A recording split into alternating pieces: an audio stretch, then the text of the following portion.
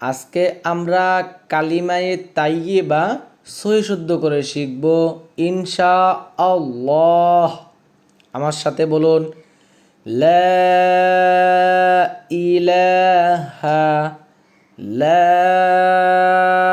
ইলাহা ইল্লাল্লাহু ইল্লাল্লাহু লা ইলাহা ইল্লাল্লাহু মুহাম্মাদুর রাসূলুল্লাহ মুহাম্মাদুর রাসূলুল্লাহ লা ইলাহা ইল্লাল্লাহু মুহাম্মাদুর রাসূলুল্লাহ।